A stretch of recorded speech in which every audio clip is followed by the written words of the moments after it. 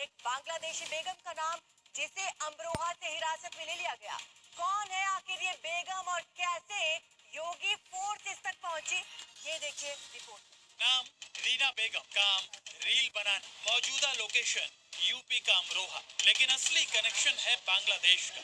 जैसे यूपी में अपराधी योगी फोर्स की नजर से नहीं बच सकते, वैसे ही अब घुसपैठिए भी योगी फोर्स से बच नहीं पा रहे। जो लोग भी छिप छिपाकर यूपी में रह रहे थे, वो या तो भाग रहे हैं या तो उनके चेहरे सामने आ रहे हैं। अगर डेमोक्रेसी चेंज इसी प्रकार की होगी, आने वाले समय में घरों के अंदर घंटी और शंख भी नहीं बजाने देंगे।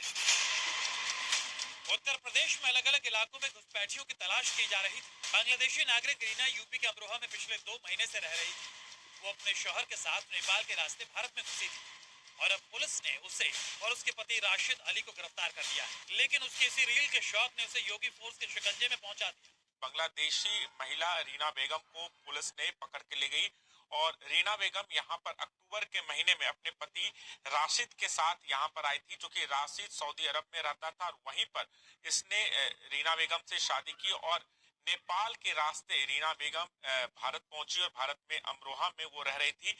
कैसे, अब जरा ये भी समझ लीजिए। रीना बेगम पर पुलिस की नजर उस रील से पड़ी।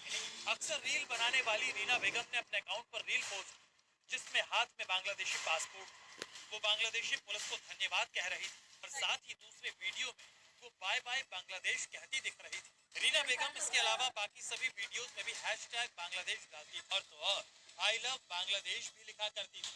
बस इसी तरह के रील ने उसे उसके ही जाल में फंसा दिया। दिनांक 9 अक्टूबर को महेंद्र नगर के रास्ते बनबसा होते हुए इन्होंने अवैध रूप से बिना किसी प्रपत्र या बिना किसी वीजा के भारत में प्रवेश किया और यहाँ ये अवैध रूप से मंडी धनौरा कस्बा क्षेत्र में निवास कर रहे थे। पुलिस से पूछताछ में रीना एक भी वैध कागज नहीं दिखा पाई। खुलासा हुआ कि रीना बेगम और राशिद ने सऊदी अरब में शादी की थी। दोनों सऊदी अरब से नेपाल आए और नेपाल से भारत आए।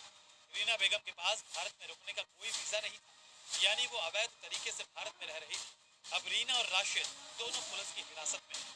बांग्लादेशी रीना बेगम भले ही अमरोहा में छिपकर रह रही थी, लेकिन उसकी सोशल मीडिया प्रोफाइल देखकर लग नहीं रहा कि उसे कोई खौफ है। उसने अपनी प्रोफाइल में दिल्ली तक लिख रखा था, लेकिन उस रीलबाज बेगम की असलियत योगी फोर्स से छिप नहीं पाई।